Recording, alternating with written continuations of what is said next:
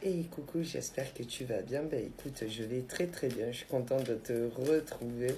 Allez, on y va. Donc là, on parle du début de quelque chose qui arrive dans ta vie. Alors, qu'est-ce qui pourrait arriver de nouveau dans ta vie?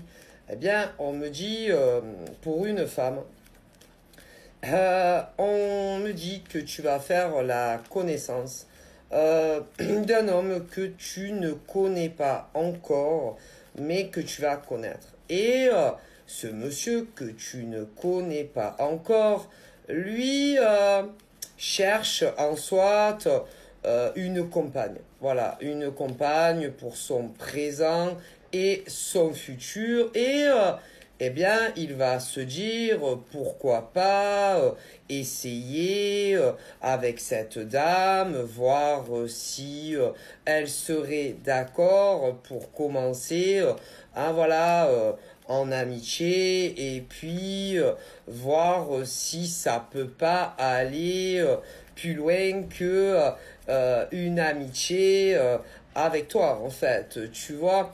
Alors, évidemment, ça sera à toi le jour où ce monsieur inconnu pour le moment arrivera dans ta vie, si tu es d'accord pour être plus que un ami avec lui, tu vois, parce que lui, en tout cas, ne cherchera pas une amitié avec toi, tu comprends.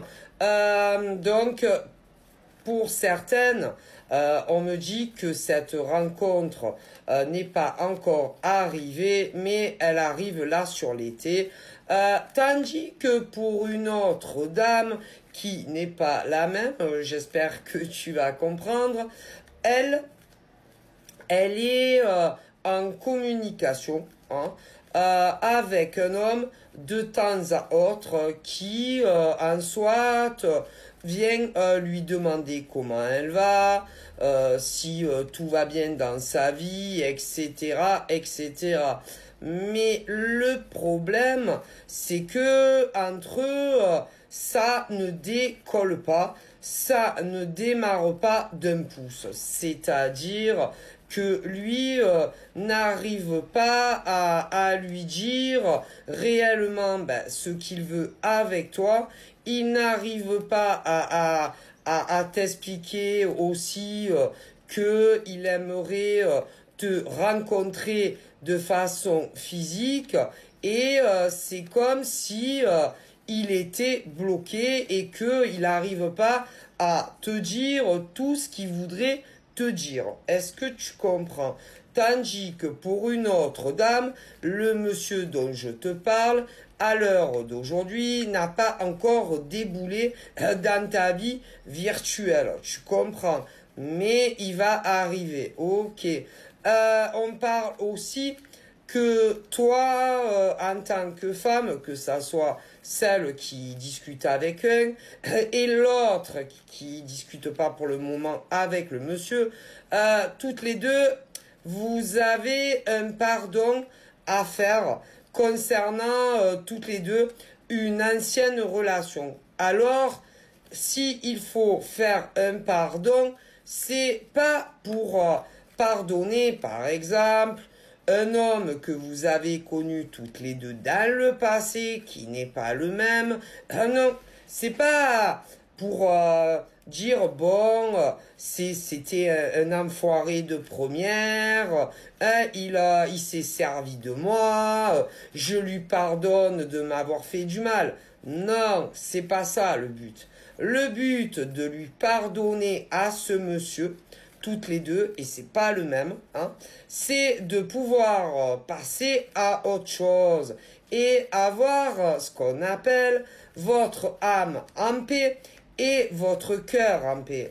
Parce que tant que tu n'auras pas pardonné à ton ex le mal qu'il t'a fait, tu ne pourras pas avancer dans ta vie amoureuse, l'esprit en paix. Et d'ailleurs, il y en a des femmes comme ça, énormément en France, de 18 ans à même âge très avancé, et même dans d'autres pays qui ne nous concernent pas, qui disent « Ah non, mais moi, jusqu'à ce que je décède, je ne pardonnerai jamais à mon ex le mal qu'il a pu me faire. Eh ben, c'est une grande erreur parce que, du coup, jusqu'à ce que ces femmes décèdent, aillent au paradis, elles vont en vouloir à leurs ex, ce qui fait que elles n'ont pas l'âme en paix, même si vous n'y êtes absolument rien dans la rupture avec vos ex. Vous pourrez dire ce que vous voulez, celle qui ne pardonne pas.